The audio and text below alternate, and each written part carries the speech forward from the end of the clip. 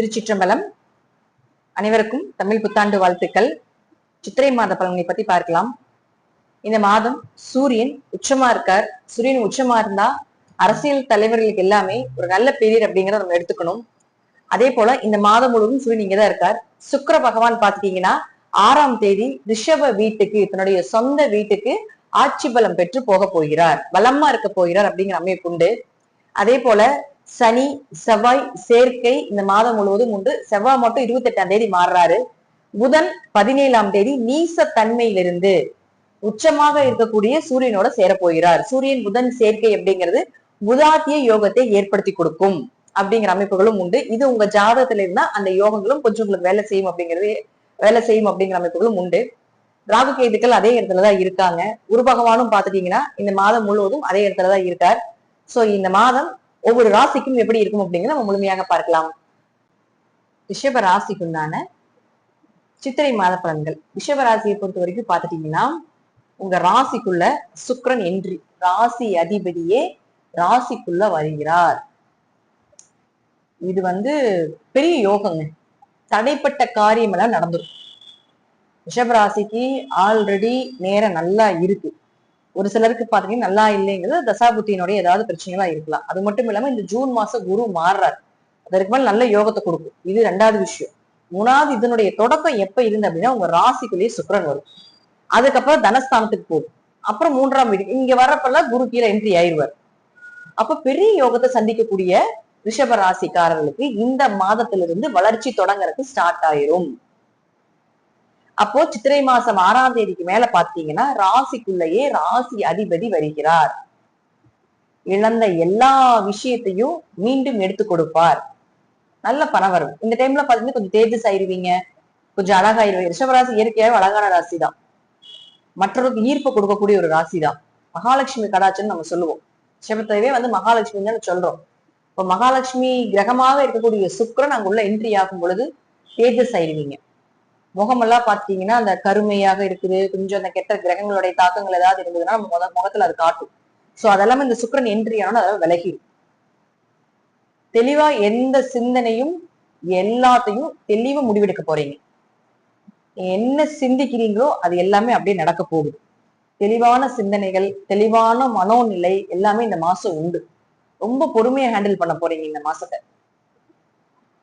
நிறைய அடிபட்டாச்சு, இனியாவது நம்ம அந்த விஷயம் என்ன பண்ணலாம், என்ன செய்யலாம் அப்படிங்கிறத இந்த மாதத்துல இருந்தே அதனுடைய விஷயங்கள் எல்லாமே உங்களுக்கு இந்த சுக்கிரன் காட்டி கொடுத்துட்டே இருப்பார். இதை பண்ணு, அதை பண்ணு, அங்க போ, இங்க வா, இதுதான் உனக்கு லக்ஸரியா இருக்கும், இது எல்லாமே கொடுக்கும். ரிஷபம் பாசத்துக்கு அடிமையான ராசி. இருந்தாலும் சுக்கிரன் உள்ள வரும்பொழுது ஒரு தேவையில்லாத இல்லீகல் தொடர்புகளை கூட ஏற்படுத்தி கொடுக்கலாம். சோ அதுலயும் நீங்க கொஞ்சம் கவனமா இருந்துக்கணும். 2வது விஷயம். 3வது விஷயம் என்னன்னு பாத்துட்டீங்கன்னா அவர் 6ஆம் அதிபதி ஆகிறார். அப்ப 6ஆம் அதிபதி ஆட்சி பலம் பெறுகிறது. கெட்ட கிரகம் வலுக்க கூடாது இல்லையா? அப்ப அவர் 6லிருந்து கடன் நோய் வராது. சோ ஏதாவது கடன் வாங்க வேண்டிய ஒரு சூழ்நிலைகள் வரலாம், அல்லது நோய் ஏதாவது வர்றதுக்கு வாய்ப்புகள் உண்டு. கொஞ்சம் மருத்துவ செலவுகள் செய்வதற்கான வாய்ப்புகள் உண்டு. ஒருவேளை உங்க ஜாதகம் பலமாக இருந்தால் உங்க மனைவிக்கு ஏதாவது நோய் ஏதாவதோ, அல்லது அவங்களுக்கு ஏதாவது ஒரு மருத்துவ செலவுகளோ, அல்லது கணவருக்கு ஏதாவது மருத்துவ செலவுகளோ, அல்லது குடும்பத்துல யாரோ ஒருத்தருக்கு ஒரு சின்ன நோய் தொற்றுகள் இது போல வர்றதுக்கு வாய்ப்புகள் உண்டு. சோ அதுலயும் கொஞ்சம் ரிஷபராசிக்காரங்க கொஞ்சம் கவனமா இருந்துக்கணும். 3வது விஷயம் பாத்தீங்கன்னா குரு நல்லா இருக்காரு ஜாதகத்துல. அது வரைக்கும் நமக்கு நல்லது அப்படின்னு நினைச்சுக்கணும். அடுத்தது 4ஆம் அதிபதியாக இருக்கக்கூடிய சூரியன் 12ஆம் வீட்டுல உச்சமாகிறார். 4ஆம் அதிபதி உச்சமாகிறது வீடு, மனை, சொத்துக்கள், வண்டி வாகன யோகத்தை கொடுத்தாலோ அவர் போய் இருக்கிற இடம் விரயஸ்தானத்துல உச்சமாகுது. அப்ப என்ன ஆகுதுன்னா ஒரு விரயம் பண்ணி ஒரு புதுசை வாங்குவீங்க, ஒரு பழச வித்து ஒரு புதிய பொருள் வாங்குவீங்க. சோ நான் என்ன சொன்னேன், உங்களுக்கு 6ஆம் இடம் வலுத்துதான் நோய் வரும்னு சொன்னேன். அப்ப 4ஆம் இடம் ஆரோக்கிய ஸ்தானம் இல்லையா? அப்ப அங்க விரயஸ்தானத்துக்கு போகும்போது ஒரு மருத்துவ செலவுகள் கண்டிப்பா உண்டு ரிஷபத்துக்கு இந்த மாசம். சோ அதுல கவனமா இருந்துக்கணும். ஆனா சூரியன் 12ஆம் வீட்டுல இருக்கிறதுனால ஒரு சுப செலவாக வர்றதுக்கு வாய்ப்புகள் உண்டு. சுப நிகழ்ச்சிகள் நடக்கிறதுக்கு வாய்ப்புகள் உண்டு. சூரியன் உச்சமாகும் போது வளர்ச்சியை கண்டிப்பா கொடுத்தே தீரணும். ஒரு பயணம் பண்ணுவீங்க, அதுல அந்த பயணத்தின் மூலமாக வெற்றி கிடைக்க போகுது. அதே போல பாருங்க, உங்களுக்கு ஒரு பழைய வீடோ மனையோ சொத்துக்களோ ஏதோ ஒண்ணு இருந்துட்டு ரொம்ப தடை பண்ணிக்கிட்டே இருக்குதுங்க, அது வாங்கிடுவோமா அப்படின்னா கண்டிப்பா வாங்குறதுக்குண்டான வாய்ப்புகள், விற்கிறதுக்குண்டான வாய்ப்புகள் உண்டு. புதுசா ஏதாவது வீடு வாங்கலான்னு இருக்கிறோம் அப்படின்னு நினைச்சீங்கன்னா ஒரு சிலருக்கு பாத்தீங்கன்னா கையில பணம் வச்சிருப்பாங்க, வீடு வாங்க முடியாது. ஒரு சிலருக்கு பாத்துட்டீங்கன்னா வீடு நல்ல நல்ல வீடா இன்ஸ்டாகிராம்ல போஸ்ட் பண்றாங்க, பேஸ்புக்ல போஸ்ட் பண்றாங்க, சூப்பர் சூப்பர் இடமா பொள்ளாச்சியில, நாமக்கல்ல, சேலத்துல எல்லாம் வருது.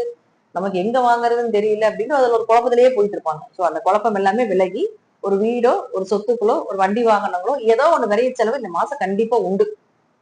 குஜராத்ல வீடு வாங்குற யோகமா, வண்டி வாங்குற யோகமா தசாபதியில பார்த்தா தெரிஞ்சிருக்கும். ஆனா ஒரு விரைய செலவுகள் அப்படிங்கிறது ரிஷபத்துக்கு நிச்சயமா உண்டு. அது நல்ல விரயமா சுப விரயமா நடக்கும் அப்படிங்கிறது மாற்று கருத்து இல்ல. கொஞ்சம் ஹாஸ்பிட்டல் செலவும் இருக்கு அப்படிங்கிறது ரெண்டுமே ஈக்குவலா தான் இருக்குது ரிஷபத்துக்கு இந்த மாசம். அடுத்தது புதன்.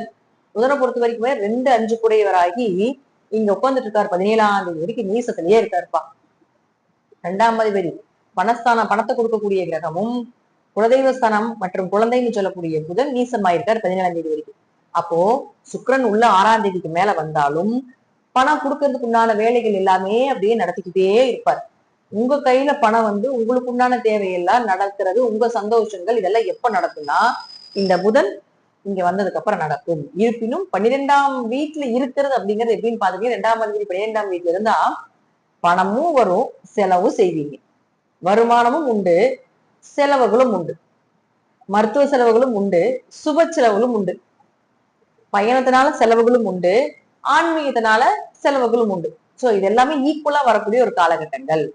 அப்போ ஒரு சிலர் சொல்லுவாங்க, நாங்க சென்னையில இருக்கிறோம், நாங்க இந்த நாட்டுல இருக்கிறோம், அந்த நாட்டுல எங்க குலதெய்வ கோயிலுக்கு போக முடியுமா அப்படின்னு கேட்டீங்கன்னா ரிஷபராசியில் இருக்கக்கூடியவர்களுக்கு 5ஆம் அதிபதி 12ஆம் வீட்டுல ஒரு உச்ச கிரகத்தோட சேர்ந்து போரும் பொழுது கண்டிப்பாக நீங்க எந்த நாட்டுல எந்த ஊர்ல இருந்தாலும் உங்க குலதெய்வ கோயிலுக்கு வரக்கூடிய ஒரு வாய்ப்போ அல்லது குலதெய்வத்துக்கு ஏதாவது ஒரு பூஜை செய்யக்கூடிய ஒரு வாய்ப்போ, ரொம்ப வருஷமா குலதெய்வ தோஷமா இருந்து குலதெய்வத்துக்கு போகவே முடியாம இருந்தீங்கனாலும் கூட இந்த காலகட்டங்கள்ல குலதெய்வத்துக்கு போயிட்டு வர்றதுக்குனால ஒரு வாய்ப்புகளையோ நிச்சயமாக ஏற்படுத்தி கொடுப்பாங்க இந்த கிரகங்கள். சூரியனும் கூட இருக்கக்கூடிய புதனும். கொஞ்சம் குடும்ப ஒற்றுமையில மட்டும் கொஞ்சம் பேச்சுவார்த்தையில மட்டும் கொஞ்சம் கவனமா இருந்துக்கணும் இந்த காலகட்டங்கள்ல. தேவையில்லாத பேச்சுக்கள், தேவையில்லாத ஒரு சின்ன சின்ன மன உளைச்சல்கள் சின்னதா வறுமை, பெருசா பாதிப்புகள் இல்ல. அந்த புதன் 12ஆம் வீட்டுக்கு வர்றதுனால கொஞ்சம் கணவன் மனைவி பிரிந்து வாழ வேண்டியது, கொஞ்சம் மனைவி வீட்டு ஒரு வாரம் 10 நாள் வெளியே போயிட்டு வர வேண்டிய ஒரு சூழ்நிலைகள், பயணங்கள் அதிகமா மேற்கொள்றது இதெல்லாம் இந்த மாசம் கொஞ்சம் இருக்கும். அடுத்தது செவ்வாயை பொறுத்த வரைக்கும் பாத்தீங்கன்னா 7 மற்றும் 12ஆம் அதிபதி. அவர் சனியோட சேர்ந்து ஒரு போராட்டத்தை கொடுத்துட்டு தான் இருக்கிறாரு. இங்க இருக்கிற வரைக்கும் செவ்வாய்ங்கிற வரைக்கும் 28ஆம் தேதி வரைக்கும் ஒரு கணவன் மனைவில ஒரு போராட்டங்களோ, ஒரு வம்பு வழக்குகளோ ஏதோ சின்ன சின்ன இதெல்லாமே இருக்கும். பட் அவர் 12ஆம் அதிபதியாகி 11ல இருக்கிறதுனாலயோ குடும்பத்தோடவே சேர்ந்து ஏதாவது வெளியூர் வெளிநாடு போறது, தீர்த்த யாத்திரை போறது இதெல்லாமே உண்டு. இந்த மாசம் கொஞ்சம் வரன் பார்க்கிறது தவிர்த்துக் கொள்வது நல்லது. 7ஆம் அதிபதி 11ஆம் வீட்டுல இருந்தாலும் கூட கொஞ்சம் கவனமா பாத்துக்கோங்க. ஏன்னா நீச கிரகத்தோட செயற்கையாக இருக்கும் பொழுது வரன்கள் உங்களுக்கு பிடிச்ச மாதிரி வர்ற மாதிரி இருக்கும். அங்க ஒன்னும் நீங்க எதிர்பார்த்த விஷயம் கிடைக்காது. அல்லது நீங்க எதிர்பார்த்தது எல்லாமே இருக்கும், பொண்ணு மாப்பிளை பிடிக்காம இருக்கு. இந்த மாதிரி ஏதோ ஒரு குறைகள் நிறைகள் அப்படிங்கிறது இருந்துகிட்டே இருக்கும். வரன் பார்க்கறதுல கொஞ்சம் கணவன் மனைவிக்குள்ள இதெல்லாம் இருக்கும். சோ அதை மட்டும் கொஞ்சம் அட்ஜஸ்ட் பண்ணி பார்த்துக் கொள்வது என்பது நல்லது. சோ ரிஷபத்துக்கு இந்த மாதம் அருமையான மாதம். ஒரே விஷயம்தான், லக்னாதிபதி அருமையா இருக்காரு. அதாவது ராசி அதிபதியாக இருக்கக்கூடிய சுக்கிரன் நல்லா இருக்காரு. எவ்வளவு விஷயங்கள், எவ்வளவு கிரகத்தினுடைய தாக்கங்கள் இருந்தாலும் ராசி அதிபதி பலமாக இருந்தால் எதை வந்தாலும் எதிர்கொண்டு ஜெயிச்சிருவீங்க. எது வந்தாலும் அசால்ட்டா தூக்கி வீசிட்டு போயிட்டே இருப்பீங்க. எது வந்தாலும் பாத்துக்கலாம், இவ்வளவுதானே அப்படிங்கிற மாதிரி இருக்கும். இந்த மாதம் முழுவதும் ரிஷபராசிக்கு மகாலட்சுமி கடாட்சம் அருமையா இருக்கு. நம்பிக்கையா இருக்கலாம். இந்த மாசத்துல இருந்தே உங்களுக்கு பணவரவு அப்படிங்கிறது தொடங்குறதுக்கு ஆரம்பிச்சிடும் அப்படிங்கிறதுக்கு ஒரு சின்னதாக சுக்கிரன் நீங்க வரும்பொழுது நீங்க தெரிஞ்சுக்கலாம். இந்த மாத பலன்கள் நீங்க பார்த்திருப்பீங்க. ஒவ்வொருத்தரும் என்ன பண்ணணும், பண்ணக்கூடாது, எது யோகம் எது யோகம் இல்லை அப்படிங்கறது எல்லாமே நம்ம முழுமையா பார்த்திருக்கிறோம். அதே போல இன்னொரு சின்ன ஒரு டிப்ஸ் உங்களுக்கு சொல்லி கொடுக்குறேன். உங்க ஜாதகத்துல இப்ப இங்க சூரியன் இருக்காருன்னு வச்சுக்கோங்களேன், இதே இடத்துல சூரியன் வரும்போது உங்களுக்கு வளர்ச்சி. இப்ப கிரகங்கள் எல்லாமே மாறி மாறி வரும் பொழுது உங்க ஜாதகத்துல என்னென்ன கிரகத்தோட கிரகங்கள் ஜாயின் பண்றாங்களோ அந்த தன்மைகள் முழுமையாக வேலை செய்யும். இப்ப இங்க சுக்கிரன் இருக்காரு அப்படின்னா இந்த சுக்கிரன் கட்டி இப்ப உங்களுக்கு சூரியன் வரப்போகுது. அப்ப இந்த சுக்கிரனுக்கும் சூரியனுக்கு உண்டான பலன் அப்படிங்கிறது முழுமையா நடக்கும். அப்ப சுக்கிரன் உங்க ஜாதகத்துல யாரு, அப்ப சூரியன் உங்க ஜாதகத்துல யாரு அப்படிங்கறத மட்டும் நம்ம உங்க ஜாதகத்தையும் நீங்க வச்சு பாத்தீங்கன்னா கண்டிப்பாக அது உங்களுக்கு நல்ல பலன்களை கொடுக்கும்.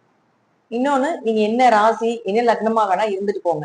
பட் இப்ப மேஷ ராசின்னு வச்சுக்கோங்களேன், மேஷ ராசிக்கு உண்டான பலனை பாருங்க.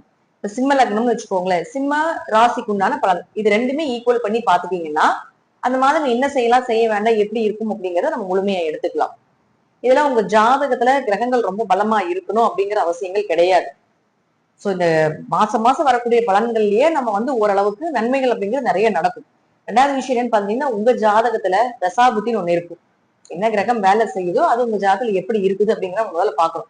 தசை என்ன தசை நடக்குது, என்ன புத்தி கிரகம், எந்த புத்தியில வந்து நீங்க டிராவல் ஆயிட்டு இருக்கீங்க, அது என்ன கிரகம் அப்படிங்கிறதெல்லாம் முழுமையா பார்க்கும் பொழுது நம்ம ஃபுல்லாவே அனலைஸ் பண்ணி எப்படி இருக்கும் இந்த லைஃப் அப்படிங்கிறத நம்ம எடுத்துக்கலாம். இப்போ மாத பலன்களை பார்க்கும்பொழுது நிச்சயமா உங்களுக்கு நன்மைகள் அப்படிங்கிறது, தீமைகள் அப்படிங்கிறது நம்ம ரெண்டுமே ஈக்குவலா கலந்துதான் கொடுத்துருக்கேன். சோ இதெல்லாமே பாத்துட்டீங்கன்னா உங்க தசாபுத்தி ரீதியாகவும், அதே போல உங்க ஜாதகத்தில் இருக்கக்கூடிய கிரகங்கள் ரீதியாகவும் நான் சொல்லக்கூடிய கருத்துக்கள் சிறிது மாறுபடலாம். நன்றி. மீண்டும் ஒரு நல்ல பதிவுல சந்திக்கலாம். திருச்சிற்றம்பலம், தில்லையம்பலம், ஸ்ரீ நரசிம்மர் திருடிகளை சரணம்.